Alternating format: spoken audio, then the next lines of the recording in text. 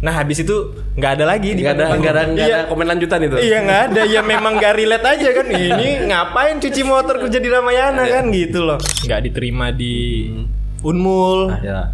Terus di Untak juga duitnya nggak ada. Brengsek sih memang. Terus seharusnya kan kami ngumpulin duit ya. Iya. Buat bayarin sisa sewa Bayar itu. sisa. Enggak, kami tetap nyantai-nyantai aja. Gitu ya. Iya, Kelola nggak ada. Iya, nggak ada yang tekanan gitu ya. Santai aja gitu loh, santai aja sampai pada akhirnya seminggu sebelum tenggang waktu baru pusing. Baru kerasa. Iya, Be. Anjing. Sulit juga hidup. Silia ini saat itu juga adalah pacar saya. Pacar saya yang dimana sekarang jadi mantan. Oh. Ya. Ya nggak apa-apa lah. Sabar Mbak Lia. Ntar. Benar. Nah saat itu dia yang minjamin BPKB. Besar juga Mbak Lia perjuangannya. Kalau nyukur sama saya 100.000. Wih. Ya. Alasannya? Karena saya dewa. Ya. Buat kalian yang punya cerita menarik, cerita kehidupan ataupun cerita horor, boleh join cerita di sini, langsung kontak channel ini, guys ya. Nah, jadi malam ini kita kedatangan tamu nih. Boleh perkenalkan dulu Mas, namanya Mas. Iya Mas, nama saya Riyad. Ya, Mas Riyad. Biasanya kalau nama-nama panggung kah bahasanya? Oh iya, nama panggungnya punya tuh. nama panggung nih? Iya, nama panggung. Boleh, Jenggot boleh. palsu. Oh, jenggot palsu. Benar. Kok jenggot palsu sih Mas, Iya. nama panggungnya? Karena sih apa namanya? Saya tuh numbuhin jenggot Mas, pakai obat. Oh. Jadi kan kesannya tuh terlihat sangar. Ya. Yang dimana kalau misalnya laki-laki berjenggot tuh mesti harus ada sedikit kenakalan lah. Nah tapi saya waktu itu masih belum ke situ arahnya. Iya, jadi teman-teman ngiranya jenggotan aja ternyata nggak nakal juga nih, palsu nih jenggot. Iya, jadi Palsu. Di situ awal mula dapat nama. iya benar juga ya. Nggak mesti jenggotan tuh mesti harus nakal Iya ternyata sih. ya. Oke Mas, jadi kesibukan keseharian sekarang apa? Kesehariannya apa nih Mas? Keseharian saya nyukur sih Mas. Nyukur ya? Nyukur. Barbershop ya Mas. Barbershop. Sama sekarang nih lagi fokus ini ngajar Ngajar apa itu Mas? ngajar nyukur karena baru aja kami tuh bikin school barber. Oh, Iya, school barber. Keren nih. Benar. Baru banget tuh gitu. Udah berapa lama buka barber sendiri Mas? Dari 2020 tuh pas Covid tuh. Bukannya protokol Covid ya kan malah buka barber ya. Iya, dasar. Coba bener. Berarti udah jalan 3 tahun nih ya? Ya, tahun 3 tahun. Betul. Awalnya memang di barber gitu Mas atau ada langkah-langkahnya gitu bisa nyampe ke barber gitu? Oh iya sih ya. Langkah-langkah bener. 2016 tuh saya 2016. lulus sekolah kan, SMA. Pengennya itu kuliah. Ya. Karena saya berpikir di kampus itu pasti banyak cewek-cewek gitu kan. Nah, salah satunya lah. Iya salah satunya. Jadi semangat tuh kan pengen kuliah. Tapi kan jelek ya niatnya ya, bukannya belajar gitu kan. Ternyata nggak ada jalannya ke kuliah. Iya, ya nggak diterima di Unmul. Ya. Terus di Untak juga duitnya nggak ada. Brengsek sih memang. Terus lanjut kemana itu Mas? Habis itu udahlah kerja aja lah gitu loh, kerja aja. Seperti orang pada umumnya. Ngelamar lah di Ramayana kan. Di Ramayana ternyata nggak keterima juga. Karena waktu ditanyain ada pengalaman kerja kah Mas? Ada. Apa? Cuci motor. Nah habis itu nggak ada lagi. Nggak ada komen lanjutan itu. Iya nggak ada. Ya memang nggak relate aja kan. Ini ngapain cuci motor kerja di Ramayana kan gitu loh. Konsepnya nggak nyambung nih mungkin. Nggak nyambung. Ya, Salah juga sih. Akhirnya waktu itu nemanin sepupu lah ke barbershop. Waktu itu ada barbershop di jalan Remaja. Tugu barbershop. Iya. Nah pertama kali saya masuk ke barbershop itu tuh kayak ngerasa wah, kok keren ya tukang cukur sekarang ya. Kayak kalau dulu kan kita tahu tukang cukur tuh apa sih, bapak-bapak. Ya benar.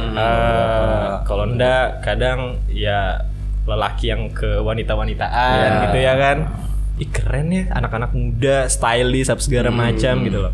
Nah dari situ kayak jadi tukang cukur kayaknya asik. Jadi tukang cukur.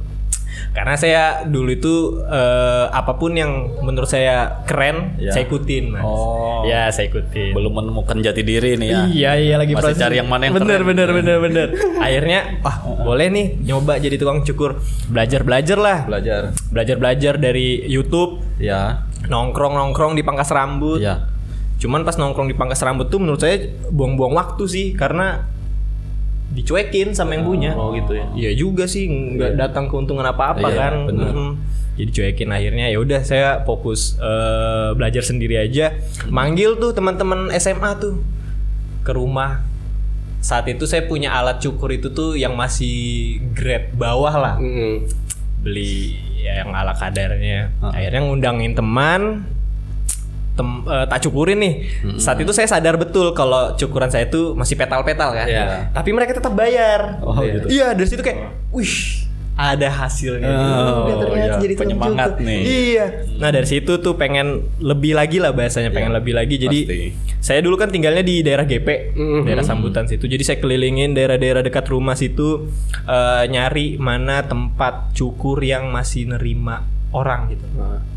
Dengan harapan biasa duit belakang, yang penting dapat ilmu dulu kan gitu. Penting kerja dulu lah. Iya, yang penting kerja dulu. Sampai pada akhirnya dapat tuh di daerah Sambutan dekat perumahan Arisco, Tos Barbershop dulu itu namanya. Ya.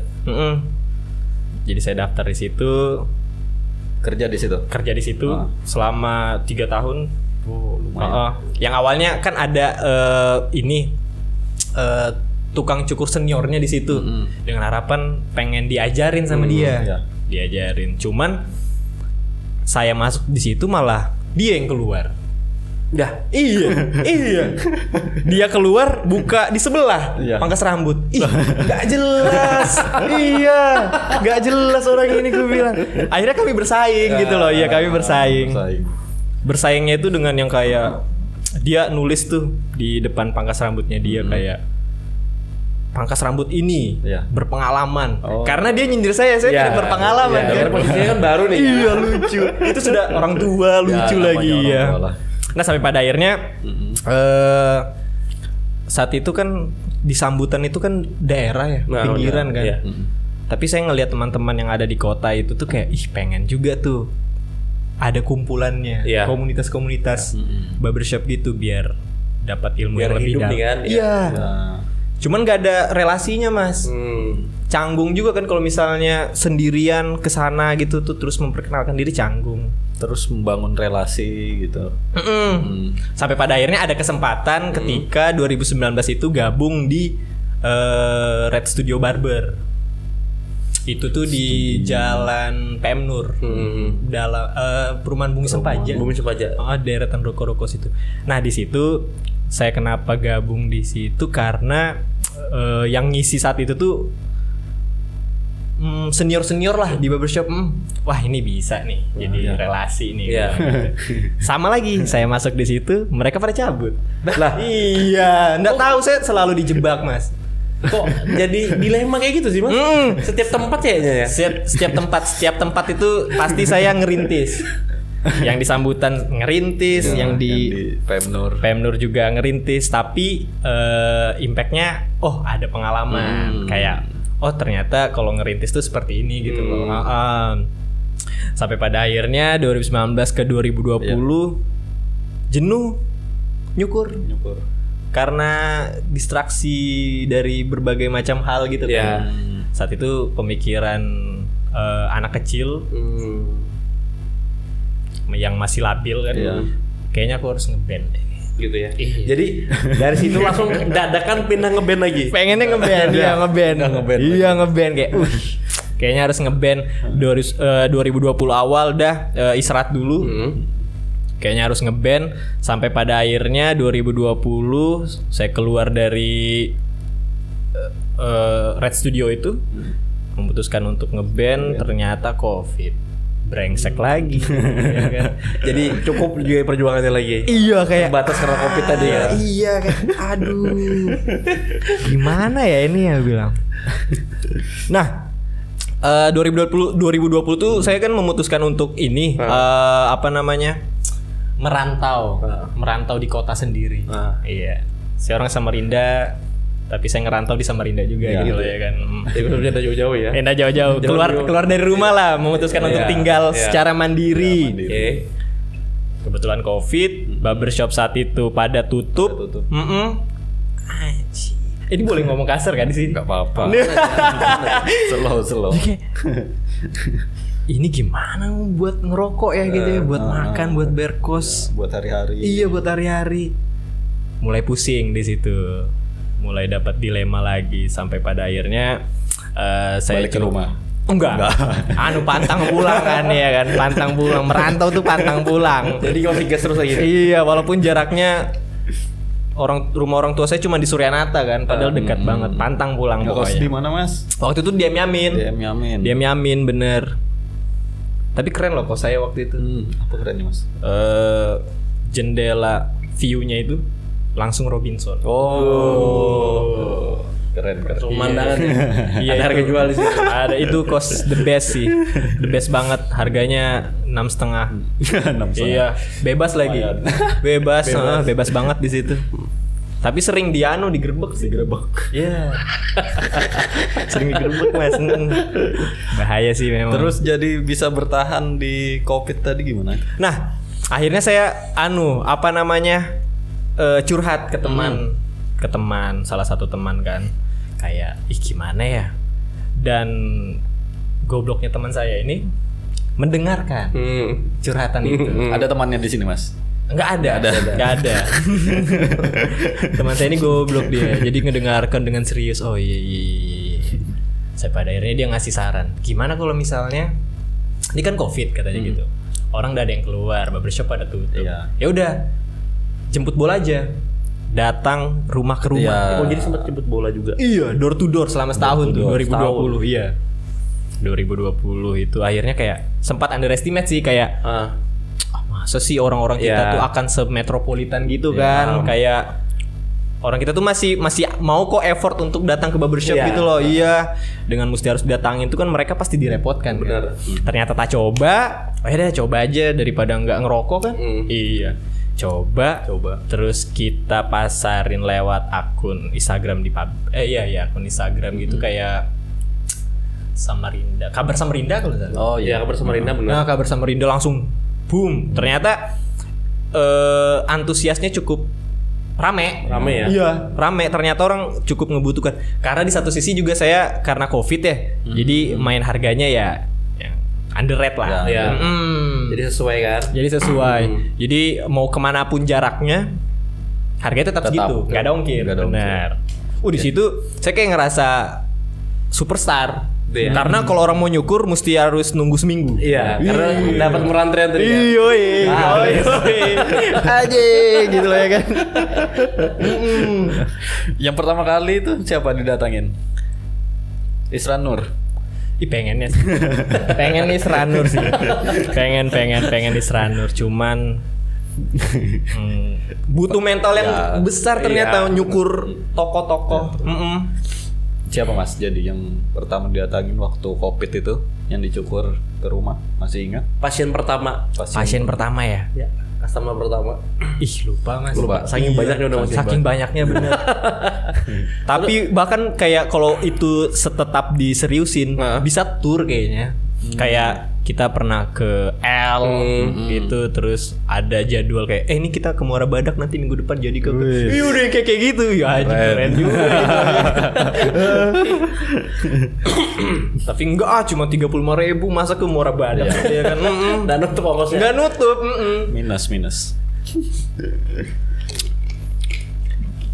Cuman beruntungnya sih beberapa customer yang sebelumnya yang saya dari sambutan terus ke M Yamin itu yang bikin hidup gitu loh. Jadi mereka yang manggilin customer yang sebelumnya itu mencoba untuk sampai pada akhirnya itu jalan terus. Akhirnya berapa lama itu Mas? Hampir setahun. Saya kelas tuh sama teman saya. Akhirnya kayak ngerasa apa ya? cukup berteman aja. Ternyata untuk masalah kerjaan masih belum cocok lah saat itu. Masih belum cocok saat itu. Jadi akhirnya saya memutuskan untuk jalan sendiri. Sampai pada akhirnya kan mau di akhir 2020 kalau nggak salah Citra kan mulai mulai lama nih kan. Mulai kayak Ala-ala kopi gitu. Iya. Jadi kayak saya tuh waktu itu duduk di depannya Ngegas kalau nggak salah. Saya merhatikan kopi Ngegas itu kan kayak panggung gitu. Iya, kayak panggung. Terus saya mikir-mikir kayaknya nyukur di kopi-kopi tuh asik deh kayak. Dengan crowd banyak orang diliatin apa segala macam kayak. Nah dari situ akhirnya muncul ide untuk nyukur di kedai kopi. Ya. Terrealisasi pengennya tuh jadi gini. Nyukur di kedai kopi tuh tak buat kayak tour juga. Ya. Jadi finishnya itu di Citra. Tapi sebelum di Citra keliling dulu di luar Citra. Oh gitu, mutar dulu ya. Mutar dulu. Jadi saya sempat di kayak Kopi Papa Muda awalnya. Terus ada di kedai kopi juga yang di Jalan Serindit. Habis itu kedainya penyanyi Samarinda Rio Satrio itu sempat juga. Sampai pada akhirnya hilang perasaan saya untuk melanjutkan itu. Karena Citra udah mulai turun. Bener, udah mulai turun. Dan di saat itu juga saya mulai berpikir kayak kok berkurang ya pasar saya untuk panggilan. Iya. Dan pikir lagi kayaknya itu nggak semua orang itu mau direpotkan untuk nyukur di rumah gitu. Sampai pada akhirnya orang kayak tetap pengen datang ke tempat gitu. Balik lagi. Akhirnya dari situlah saya memutuskan untuk buka tempat di kosan saya. Di M Yamin tadi. Jadi saya bagi itu tempat tidur saya cuman 1x2 udah kayak kuburan itu ya kan. Udah kayak kuburan bener. Sisanya ya buat nyukur gitu. Lumayan rame di situ orang datang. Iya, kenapa ya? Mungkin feng shui bagus kali. Iya, nggak tahu saya kok beruntung betul gitu loh. Dulu tuh kayak merasa beruntung. Rame sih enggak ya, cuman kayak ada aja gitu. Bahkan saya saat itu sempat berpikir kayak anjing ini hidup yang ku cari selama ini. Iya kayak gini aja sampai tua kayaknya bisa deh gitu. Sampai pada akhirnya saya ngerasa ini mulai serius nih pembahasannya. Aku di dunia ini kayaknya kalau tinggal sendiri aja, hidup sendiri, tidak ada keluarga, tidak ada teman, bisa nih ngelakukan hidup yang ku mau. Tapi aku punya keluarga yang dimana mesti harus menjamin masa-masa tua mereka gitu. Dari situ pengen kayaknya harus bertumbuh deh. Saat itu ada pemikiran dewasa seperti itu kan. Pemikiran dewasa anak-anak lagi itu. Udah hilang. Pikir ngeband udah hilang. Iya, udah hilang banget. Sekarang tuh udah kayak mau muntah aja kalau ngeband lagi. Udah enggak usah gitu loh. Enggak ada uangnya gitu loh. Sulit banget. Nah, akhirnya saya mulai manggilin teman-teman saya yang dulu teman-teman SMP gitu loh, atau beberapa teman-teman yang mungkin berpotensi untuk ngebantu perkembangan lah bahasanya. Jadi saya mulai manggilin teman SMP saya dulu tuh, si Rais tuh. Tuh orang itu baju kuning tuh. Rais. Walat tuh anak band. Oh iya, dia drummer juga waktu itu. Iya. Kucing kurap juga lu. Terus Mas dipanggil temannya. Karena saya suka aja sama dia. Saya suka sama circle-nya dia. Sebenarnya saya memanfaatkan dia aja sih. Iya, lebih yang kayak kayaknya aku bisa bertumbuh nih kalau sama dia nih. Karena dia punya skill yang memang saya butuhkan. Dan pergaulannya bagus. Saling ngisi lah. Iya, benar. Sampai akhirnya tak suruh join kayak ayo kita ngebangun masa depan yang akan indah ini gitu loh. Udah kayak seperti biasa. Ilmu saya memang ketika nge-hair orang itu bisa dikatakan teman-teman tuh selalu menjual mimpi gitu loh. Menjual mimpi, udah berbui-bui gitu. Ayo ikut, ya deal gitu loh, deal. Tapi merintis yo enggak apa-apa gitu loh. Sampai pada akhirnya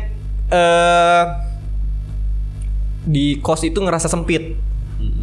Ngerasa sempit kayak kita harus butuh tempat yang bukan yang lebih besar ya. Lebih proper untuk ber-AC. Iya. Iya. Ada rezekinya bukan duit ya Mas ya. Ditawarin. Ini ada nih tempatku nih kosong. Kalau mau isi aja. Oh gitu. Harganya berapa? 20 juta per tahun. Aduh, gak ada duitnya lagi. Iya. Saat itu kas kami berapa ya? 7 juta lah. 7 juta. Iya, jadi kami ya bisa gitu loh. Ada uangnya. Tapi Diberaniin aja gitu. Diberaniin. Tapi minta waktu 3 bulan ya. Minta waktu 3 bulan ya. Iya. Akhirnya kita DP-in, kita pindah ke situ. Sampai pada akhirnya selama 3 bulan itu seharusnya kan kami ngumpulin duit ya. Buat bayarin sisa sewa itu. Enggak, kami tetap nyantai-nyantai aja. Gitu ya. Iya, Seolah enggak ada. Iya, enggak ada tekanan gitu ya. Santai aja gitu loh, santai aja sampai pada akhirnya seminggu sebelum tenggang waktu baru pusing. Baru kerasa. Iya, Pak. Anjing, sulit juga hidup. 2 bulan kemarin ngapain aja gitu loh. Anjing, sulit juga hidup gitu loh. Itu di mana Mas tempatnya Mas? Itu tuh saat itu kami dapat tawaran tempat di Merak Gang 2. Merak Gang 2. Iya, kalau Gang 1 kan tempat loket ya. Gang 2 tempat kami gitu loh ya. Itu 20 juta itu per tahun apa? Per tahun. Oh, per tahun. Sampai akhirnya di 7 juta kurang 1 minggu baru 1 minggu ikut mikir pusing baru juga. pusing. Aneh, kenapa nggak pusing dari Sebelumnya kan? Bener. Jadi dilanjut di situ atau Dilanjut. kontrak? Oh, lanjut. Ya saya sempat dia kayak apa ya? Stres kayaknya enggak ya. Cuman Tekan berlebihan mungkin. Iya. Cuman kayak mau nangis tuh sempat sih. Iya anjing. Iya. Iya itu berat juga ini. Mana cari duit ini kan? Akhirnya saya kayak oke, cari investor pasti ya kan. Cari investor. Buat ngelanjutin cari investor juga. Ini bisnis baru gitu loh, baru jalan. Yang saya jual ke investor juga malah mimpi gitu. Iya. Jadi pemikiran orang tuh kan masih belum dapet ya. Bener. Jadi ngasih ngambang juga nih. Iya. Ini bakal ngejanjiin apa enggak? Betul. Saat itu saya kayak yakin aja. Enggak Mas, ini bakal kayak gini. Iya. Trik kecap jualan deh. Dan orang itu ibaratkan bisa dikatakan menolak, saya nggak terima. Sekarang baru terima. Oh, kenapa saat itu dia menolak gitu loh? Karena memang ya yang saya jual itu bukan reality, malah mimpi gitu. Iya. Benar. Coba cari investor, ternyata nggak ada. Sampai pada akhirnya saat kami awal-awal di Merak tuh kami sudah berempat. Iya. Timnya ini. Berempat. Ada aku, Rais, Rijal itu juga dulunya itu. Jadi tukang cukurnya 2, satunya ngurusin keuangan, si Rais ngurusin sosial media. Sosial media. Si Rijal ini saya dapatkan, dia itu awalnya sales pisau cukur. Tapi dia jenggotan. Gak jelas. Gak jelas memang. Iklannya. Iya, gak jelas anak itu. Kenapa sih kelimis ya? Gak jelas. Maunya apa juga. Terus Mas? Nah, dia itu, tapi kan saya memang tertarik sama dia karena jenggotan kan. Saya pengen kayak yang bersama saya itu yang berkarakter. Karena itu mungkin ada harga jual. Ada harga jualnya, benar. Saat itu dia itu memang pengen belajar nyukur. Tapi dia nggak langsung datang ke saya, dia datang ke barbershop teman saya. Saat itu teman saya juga lagi sibuk, baru buka nih barbershopnya nih. Jadi si Rijal ini kayak sedikit dicuekin. Datanglah si penyelamat ini kan. Iya, si Mesaya. Sudahlah kamu ikut sama aku aja. Malaikat. Iya, sudah ikut sama aku aja. Kita merintis gini. Buat masa depan yang lebih indah gitu ya kan. Join jadi dia. Join. Nah, pas lanjut di Merak tuh kami udah berempat. Sudah berempat sampai pada akhirnya si Lia. Si Lia ini saat itu juga adalah pacar saya. Pacar saya yang dimana sekarang jadi mantan. Oh. Ya nggak apa-apa lah. Sabar Mbak Lia. Ntar. Benar. Nah saat itu dia yang minjamin BPKB. Besar juga Mbak dia perjuangannya. Tapi itu bahaya loh, itu jebakan itu. Iya. Kalau sudah putus itu bahaya. Iya. Iya. Jadi dia minjamin BPKB, akhirnya kami memutuskan untuk pinjam dana di bank. Tapi entah kenapa kayak kan saya pasti kalau lagi pusing gitu berdoa kan. Iya. Biasa ingat Tuhan kan. Kalau sudah masa Iya, kalau sudah udah sakit pasti mentok nih. Pasti ingat Tuhan. Iya kayak ya Tuhan, bantu saya. Tapi dipermudah dengan jalur ke situ. Iya. Beberapa orang kan banyak yang bilang kayak nggak bagus. Iya. Cuman ya Mau nggak mau karena itu solusi terakhir. iya kayaknya ini jawabannya. Iya. Kayaknya ini jawabannya. Sudahlah. Akhirnya dipermudah jalur ke situ. Kami punya dana, kami bayarin selama setahun. Selama setahun itu sedikit-sedikit berkembang. Kami tetap nge-hire tukang cukur baru lagi. Sampai pada akhirnya tukang cukur kami itu total sama saya itu berempat. Oh, nggak muat tuh tempat yang sekecil itu. Akhirnya kayak kita butuh tempat yang lebih besar lagi. Lebih besar lagi. Pindah ke Camar. Nggak jauh dari situ. Nggak jauh dari situ. Proses pemindahan di Camar itu juga nggak punya duit lagi kami. Kembali lagi nih masalah. Kembali lagi, aduh Bu. Tapi tidak sepusing kayak kemarin. Ya, sudah yang kayak jalannya. Udah. Karena udah mengalami di pertama. Bener. Nah, entah kenapa Mas, saya semenjak proses membangun barbershop ini, Bohemian itu ada proses-proses ini apa namanya lebih percaya sama Tuhan gitu loh. Iya. Walaupun banyak yang bilang saya nggak bertuhan gitu kan. Karena konsep Bohemian yang saya bawa itu cukup terlihat apa ya? Kayak banyak yang bilang ateis, nyembah-nyembah apa, satanis gitu-gitulah. Tapi di situ yang kayak udah gampang aja. Ntar ada jawabannya itu. Iya, nggak usah terlalu. Makanya udah tahu kayak modal keyakinan aja. Sampai pada akhirnya iya kayak dipermudah aja. Tahu-tahu mulai proses pindah ke Camar itu sewanya kan otomatis pasti lebih besar. Besar. Balik lagi minjam lagi kami di bank gitu loh ya kan. Tapi limitnya lebih besar. Dengan jaminan BPKB motor. Oh gitu. Iya BPKB yang sama. BPKB yang sama. Gokil memang gokil. Terus dikasih sama pihak korban. Dikasih ya. Untungnya kami cukup bagus lah pembayarannya. Lancar ya. Lancar. Kita ngajuin pinjaman lagi di bank, investor baru mulai masuk. Akhirnya disitulah kayak berjalan nih pelan-pelan. Sampai pada akhirnya di tahun ketiga nih saya juga masih ngerasa merintis sih Mas. Masih banyak yang mesti memang harus dipelajarin ya. Dipelajarin benar. Dan enaknya saya kan kayak nyukur otodidak. Iya, kayaknya otodidak sih. Experience aja lah. Experience. Berbisnis juga begitu. Banyak hal-hal yang kadang tuh kita kenapa sih ini kayak gini. Setelah kita lewatin baru kita paham. Tahu jawabannya. Baru ngerti kan? Iya, ternyata maksudnya kenapa nggak diberi kesempatan ini karena ini. Iya, yang kayak ada gitu. aturan main yang belum dilewati dulu. Bener ya pasti. Bener. Tapi anehnya kenapa setelah kita ngelewatin baru jawabannya dikasih gitu. Menarik. Suruh ngalamin dulu berarti ya. Iya, menarik sih. Gokil, hidup ini gokil. Akhirnya dari situ sih. Sampai sekarang berapa Mas total timnya? Sekarang itu kemarin tuh sempat berapa ya kita ya sih? Tukang cukur 4 sama sih berenam ya? Berenam ya? Iya. Total. Sekarang berenam juga. Tapi orangnya silih berganti. Iya. Untuk range sendiri pendapatan? Pendapatan ya? Pendapatan per bulan?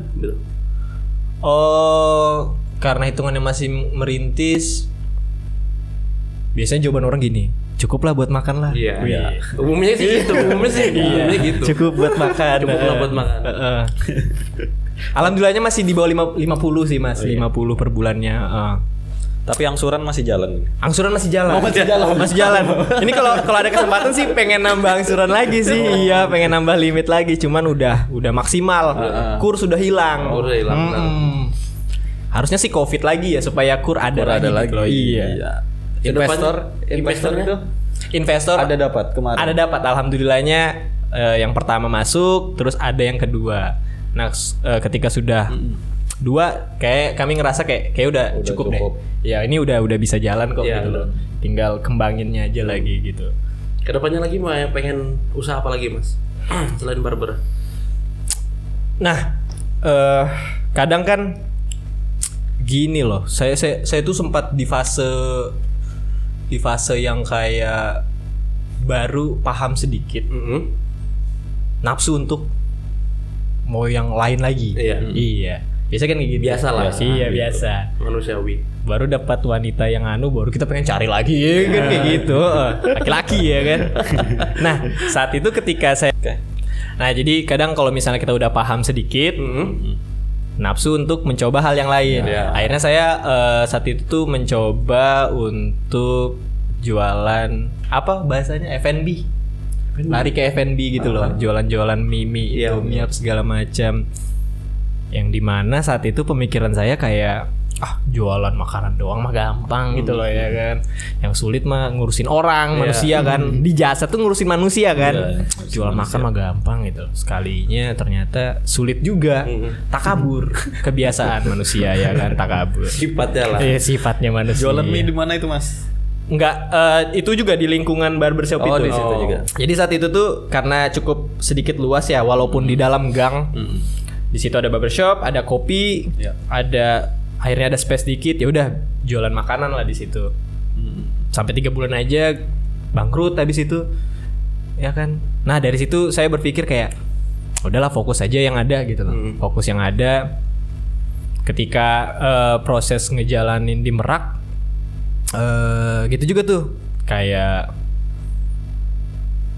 gimana ya, ternyata nggak gampang ya bangun bisnis ya. Iya, tapi saya kan suka ngonsumsi video-video atau konten-konten di YouTube gitu kan. Benar. Yang motivasi gitu. Mereka tuh kayak ngomong sukses itu tuh gampang aja, berbisnis itu gampang. Keluarlah dari zona nyaman kalian nih. Gitu. Prakteknya oke. Iya. Itu kalimat brengsek gitu aja. Kalian semua. Iya, enggak semudah itu gitu loh. Akhirnya saya sempat ada berpikir yang kayak ternyata nggak semua orang kok kalau misalnya sukses itu mesti harus di jalur jadi pengusaha gitu loh. Bahkan sebagai profesional pun misalnya kerja sebagai marketing atau apa segala macam, asal dia tekun itu bisa sukses. Iya, bisa sukses. Nah, apalagi sukses takarannya beda-beda.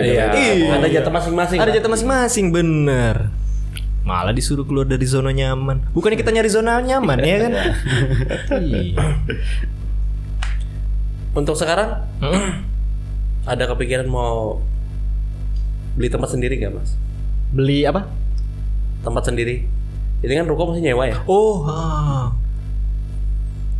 Saya pengen pindah ke Mars sih. Ya. Enggak. Jadi semenjak barbershop jalan, karena saya cukup enggak cukup sih. Ya cukup juga sih bahasanya. Cukup intens menonton, mempelajari bagaimana sih caranya berbisnis gitu loh. Walaupun belum sedetail itu kan. Akhirnya mulai muncul beberapa insight gitu loh. Yang kayak ini mesti harus dikembangin lewat sini sampai pada akhirnya kayak kalau cuman mengandalkan dari kegiatan nyukur aja pas-pasan untungnya gitu loh. Ya kecuali yang tadi kalau misalnya buka cabang apapun segala macam gitu loh. Sampai pada akhirnya saya ngelihat betapa susahnya nyari tukang cukur orang lokal Samarinda. Iya, susah betul Mas. Jadi sebenarnya banyak nih orang yang pengen buka barbershop. Tapi tukang cukurnya nggak ada. Gitu ya? Iya. Ada barbershop yang kursinya 4, tukang cukurnya cuma 1 atau cuma 2, ya kan? Iya, susah betul. Kalaupun misalnya pengen mendatangkan tukang cukur dari Garut, atau dari luar kota, kosnya cukup besar. Sampai pada akhirnya saya berpikiran kayak oh kenapa tidak dibuat aja nih salah satu kenapa kita nggak ngebentuk tukang cukur lokal aja gitu loh. Sampai pada akhirnya muncul kayak ayo udah kayaknya kita harus bikin ini deh barber school. Tempat belajar nyukur gitu. Wadah gitu kan. Iya. Yang dimana saat itu saya berpikir kayak ya udah ngajarin ilmu yang di jalanan yang kudapatkan aja sesuai experience. Sampai pada akhirnya kayaknya kalau cuman menjual atas nama saya aja kayak nggak cukup menjual deh. Harus cari validasi lain. Sampai pada akhirnya saya memutuskan untuk sekolah nyukur lagi untuk dapat sertifikat biar ada validasi buat ngajarin orang. Gitu sih. Jadi punya sekolah barber nih sudah ya. Ya, tapi baru kebentuk. Baru kebentuk. Dari awalnya Mas ini bingung nih, dia sendiri bingung mau belajarnya di mana. Iya. Mau diri aja nih bingung nih. Iya. Mau belajar malah orangnya keluar. Akhirnya dia pelan-pelan bikin sekolah barber biar mas-mas yang seperti ini tuh belajarnya di sini langsung. Benar. Jadi nggak bingung lagi nih cari ke sana ke sini ditinggal orang. Iya sih benar. Apa sih Mas nama stylist tukang cukurnya barbershop nih panggilannya? Nah, biasanya itu banyak yang nyebutkan itu barberman atau capster. Tapi capster. menurut saya capster itu yang pernah saya tahu, capster itu adalah asisten hairdresser. Jadi kayak tukang cukur ada asistennya. ada, ya, benar. Nah, itu capster namanya. Capster. Kalau barberman pemborosan kata Gitu ya kebanyakan sih ya. Iya, kebanyakan. Barberman. Karena gini, barber itu udah mengidentifikasi bahwa itu seorang lelaki, tukang cukur, man itu laki-laki juga. Iya. Laki-laki cukur. Jadi lebih tepatnya tuh barber atau tukang cukur. Bedanya pangkas sama barber nih apa sih? Kadang-kadang apa ya, teman-teman di luar nih banyak salah konsep. Makanya dia bingung bedanya barber sama pangkas nih apa gitu loh. Bedanya. Yang pertama itu di culture. Ini culture. Budaya. Mungkin orang luar negeri ngelihat pangkas rambut, mereka nyebutnya barbershop. Iya, gitu loh. Yang pertama itu perbedaannya di kata-kata aja. Iya, kata-kata aja. Dan yang kedua bedanya itu di konsep. Konsep ya. Benar. Karena barbershop itu konsepnya berasal dari luar Indonesia. Jadi ya seperti itulah yang kayak modern bener, menampilkan sesuatu yang gentleman gitu loh ya kan. Yang manly apa segala macam. Padahal mah sama aja gitu loh. Sama aja. Durasi cukur cepat atau lambat? Oke. Menarik. Sebenarnya sih untuk masalah durasi itu tuh tergantung dari tukang cukur ya Mas ya. Iya. Cuman kebanyakan memang kadang di beberapa tempat barbershop itu bisa dibandingkan lebih lama durasinya ketimbang di pangkas. Karena makin kesini yang saya perhatikan mulai dipandang nih, cowok-cowok udah mulai aware terhadap penampilan. Aware terhadap penampilan. Saat itu juga kita potong bebas-bebas aja ya kan. Terserah lah mau kayak apa.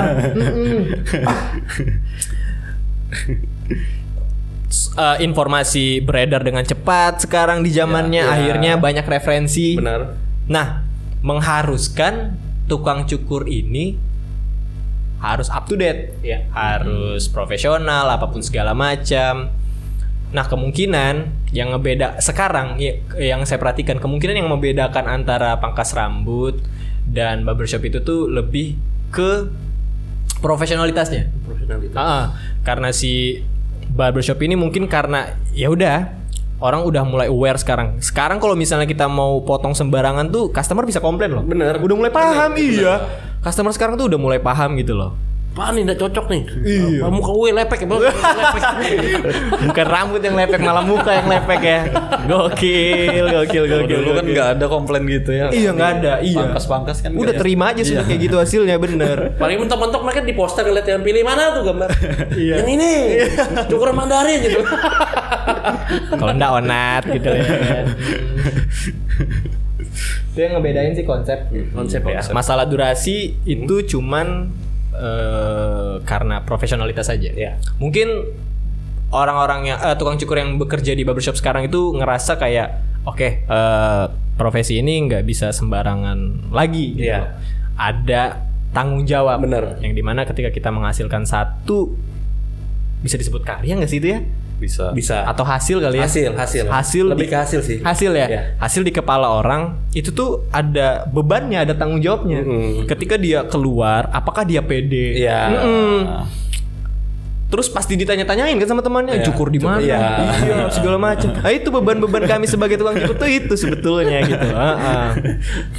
Makanya mungkin karena durasinya lama, apa ya? Lebih detail aja Kali ya. Iya, benar. 1 jam mungkin satu orang. 1 jam benar. Rata-rata 1 jam. Berapa sekarang per kepala? Di tempat saya? Ya. 75.000. 75.000. Itu sama cuci rambut juga? Sama cuci full service. Oh, full service ya. Nah, kalau nyukur sama saya 100.000. Wih. Ya. Alasannya? Karena saya dewa. Ya.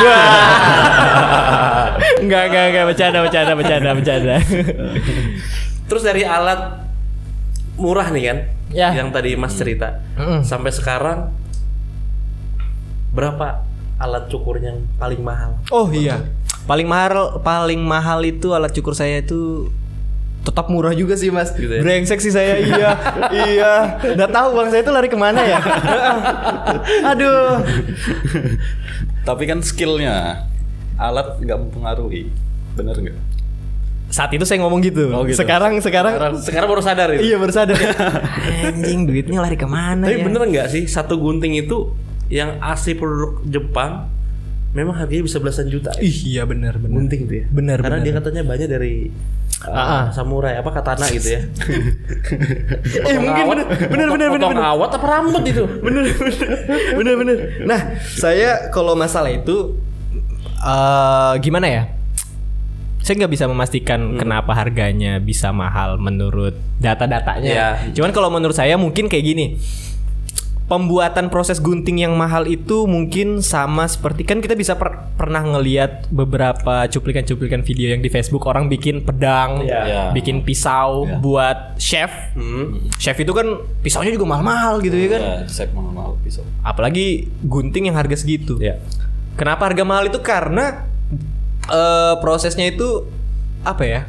DIY kah apa? Yang bikinnya itu per item. Handmade. Iya handmade yang mungkin jadi bukan pabrikan. Bukan produksi massal. Bener. Kemungkinan itu karena faktor itu. Terus yang kedua karena memang kualitasnya yang udah bertahun-tahun, berpuluh-puluh tahun. Karena merek juga ya. Yang terus yang bikin mahal itu juga apa ya? Iya sih kayak kualitas sih. Kualitas ya. Memang beda sih nyukur pakai gunting biasa sama saya belum pernah nyoba sih sebetulnya. Tapi saya bandingkan dengan gunting saya yang kayak 30.000 sama 500.000 tuh enak aja sih ya. Memang berasa beda sih gitu loh ya kan. Nah, cuman kesalahan saya waktu itu seharusnya ketika saya menjadi tukang cukur saya mesti harus profesional sebagai tukang cukur. Otomatis saya mesti harus punya alat apapun segala macam. Iya. Ini uang saya habis ke wanita, Mas. Ya. Biasa. Itu kesalahan anak muda ya. Penyakit alam. Aduh, jangan sampai lah. Tapi memang kalau pakai barang-barang yang lumayan harganya, kualitas cukuran juga pengaruh Mas ya. Dari ketajamannya mungkin lebih memangkas waktu cepat gitu juga. Iya benar banget. Kalau yang saya lihat sih justru mungkin harga mahal itu sebagai value, value juga. Tapi bisa menjadi bumerang juga gitu loh. Kayak ibaratnya game. Ya. Ketika kita main game masih di level 1 itu item misalnya pedang, nggak mungkin langsung pedang yang super power gitu kan. Mesti harus ada tahapan-tahapan itu sih. Ada step-step. Harus ada step-step. Jadi kalau misalnya kita belajar nyukur langsung beli harga belasan juta, sia-sia sih. Iya, kayak buat apa gitu loh. Orang yang punya gunting belasan juta harga nyukurnya udah yang kayak 500.000 sampai 1 juta sekali nyukur gitu loh. Jadi sekarang kesibukannya lebih ke fokus ke tempat naungan wadah tadi buat benar. buat teman-teman di Samarinda yang mau belajar cukur ya. Iya benar. Untuk saat ini masih belum running buat umum sih. Iya. Jadi saya masih bahasanya bisa dikatakan ngajar yang internal dulu. Iya, ngajar yang internal dulu sebelum akhirnya memutuskan untuk pendaftaran buat umum. Ya, bagus lah. Ibaratnya nggak jauh-jauh lagi yang mau belajar cukur. Belajar cukur. Nanti bisa buka IG-nya Mas. Iya. Ya, teman-teman. Dengar itu. Yang mau belajar nyukur silakan ke Garut. Ya, jauh Garut. Jauh. Di sini aja ada. Tapi memang Mas, teman-teman Samarinda yang buka usaha barbershop ini banyak ngambilin tukang cukur dari luar. Iya. Yang cabangnya banyak. Iya, yang cabangnya banyak tuh pasti ngambil tukang cukur dari luar. Yang saya perhatikan ya. Kalau misalnya teman-teman yang ibaratkan bergerak secara independen, itu masih orang-orang sekitar. Lokal yang memang pengen berniat belajar nyukur, diajarin, dibuild gitu ya kan. Berapa satu hari pendapatan sekarang? Sekarang ya? Ya, sekarang. Sehari ya? Satu hari. Cukup buat makan. Iya. Sampah. Sampai kira-kira 500. Lebih ya? Lebih sehari. Satu hari ngelayani berapa kepala, Mas? Nah, satu hari itu Ada targetnya? Enggak. Sebenarnya ada target sih. Sebenarnya ada target. Cuman kan namanya manusia kan koler juga ya. Iya, koler Mas, koler benar. Iya. Duit ada banyak bukan koler. Wow. Padahal duit enggak seberapa, kolernya juga gitu loh. Biasanya sih kalau saya tuh kenapa ya nyukur 3 aja udah capek gitu. Capek. Iya. Karena mungkin sudah kenyang duluan nih ibaratnya nih. Iya mungkin. Karena mungkin tidak ada tanggungan. Oh iya. Belum nih. Jadi tidak ada etos. Ya. Tidak ada semangatnya gitu loh. Ini Mas, kenapa selalu ke Garut? Apakah Garut itu kiblat lokalnya tukang cukur? Iya ya, entah kenapa di sana itu di Jakarta gitu. Iya, kan banyak daerah lain tuh. Apa tukang cukur rata-rata Garut gitu. Menarik pertanyaannya. Sampai saya nggak bisa jawab ya. Tapi kalau bisa kita lihat di Garut itu memang culture-nya itu kebentuk di sana. Ya di Garut, ya di daerah Madura sana gitu loh. Karena memang udah dari dulu-dulunya itu profesi turun menurun. Sampai pada akhirnya budaya tuh kebentuk di situ. Men-trigger orang-orang sekitarnya mungkin bahasanya gitu loh. Jadi kayak misalnya saya saat itu di Garut itu tuh di zaman 1970-an kan misalnya ya kan. Saya ngajarin ke anak saya, terus anak saya ternyata berteman sama ini, pengen juga belajar nyukur. Akhirnya ya kebentuk gitu aja gitu loh. Bener sih. Jadi perjalanan dari awal Yamin door to door sampai akhirnya punya barber sendiri, bisa ngegaji orang, ajak tim kerja, ya lumayan panjang perjalanannya meskipun waktunya cukup singkat. Iya benar. Banyak di situ pelajaran Mas ya. Benar. Tapi satu yang bisa, walaupun 3 tahun tuh singkat ya. Iya. 3 tahun tuh masih sangat singkat. Tapi saya ngerasa yang bisa bikin bohemian barbershop yang saya jalanin itu bertahan sampai sekarang itu karena teman-teman. Iya. Kalau misalnya saat itu saya cuman sendiri, saya masih di kos. Iya. Jadi saya beruntung punya teman-teman di belakang saya, mungkin bukan di belakang, di samping saya yang masih sama saya, yang support apapun segala macam tuh. Wah, itu gokil sih. Itu sih rezekinya kan. Gak tau saya makin dewasa sih sekarang. Belum berubah, bentar main band, drummer. Jadi yang bikin bertahan sampai sekarang teman-teman ya. Teman-teman bener. Pengaruhnya besar teman-teman Mas ya. Pengaruh teman-teman tuh besar banget. Kemarin ini Mas, sempat jualan kopi katanya ya. Jualan kopi. tempat. Enggak. Ini sembarangan ini bisanya jualan kopi katanya. Kopi apa dijual? Bisanya nggak ada jual kopi. Depan kamera nih. Tapi kebetulan yang kayak di Merak, Salah terus info itu, di Camar, Pasta.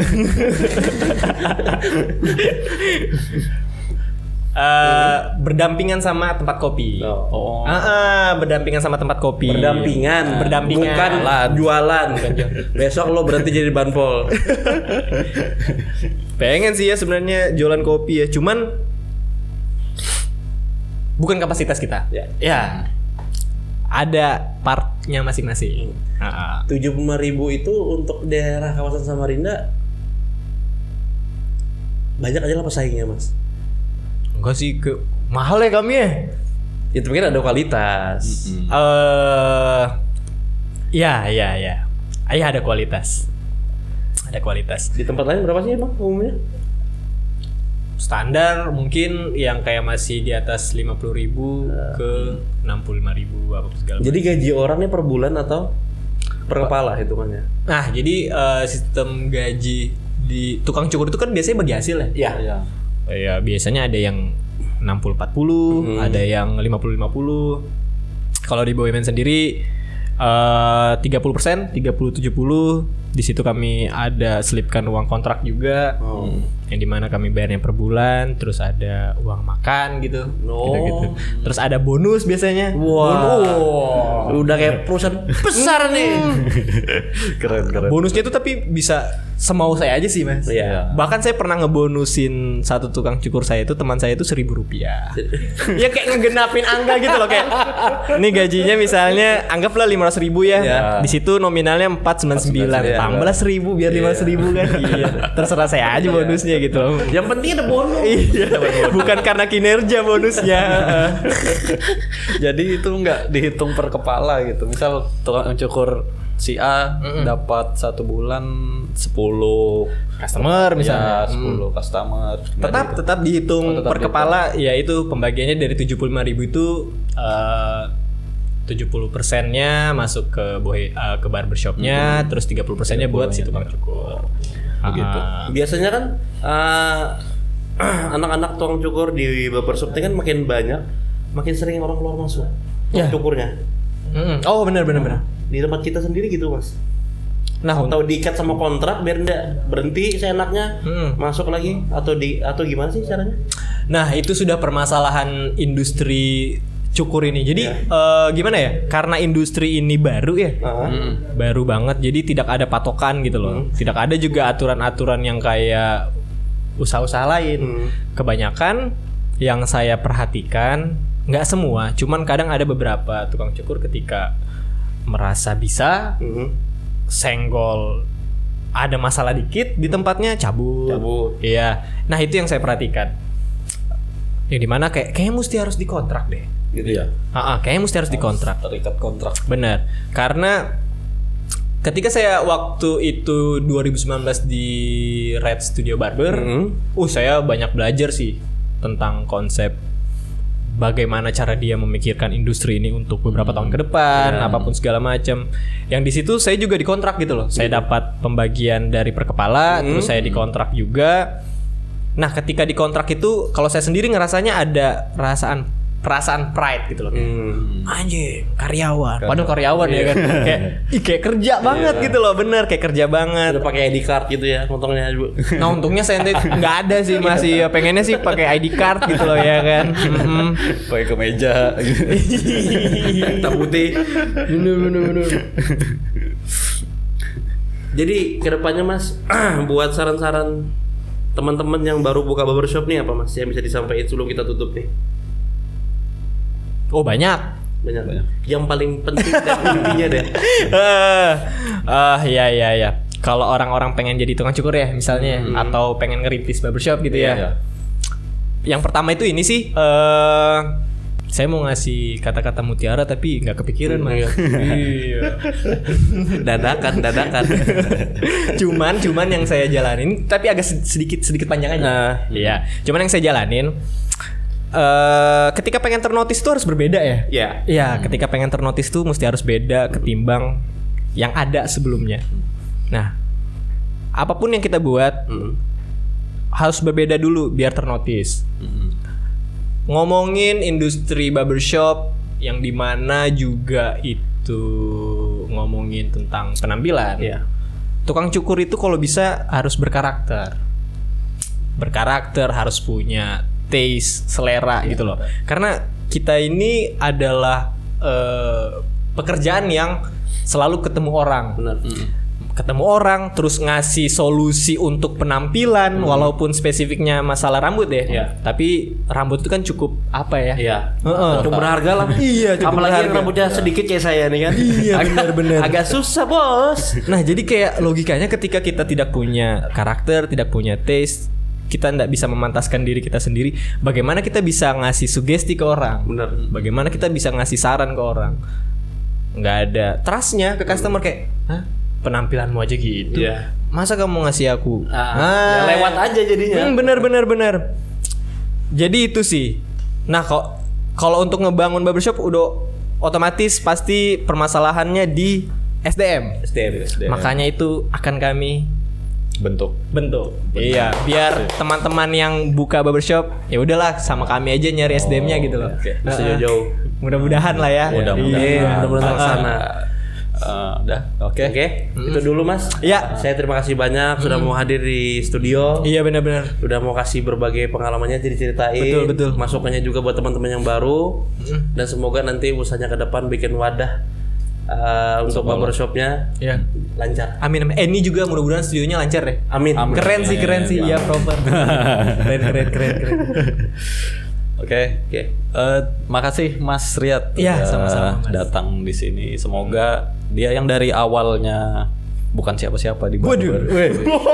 Sampai akhirnya sekarang dia membangun sebuah sekolah barber. Iya, mudah-mudahan Keren. lancar. Iya, Oke. amin. Makasih Mas Riyad. Sama-sama Mas, sama-sama.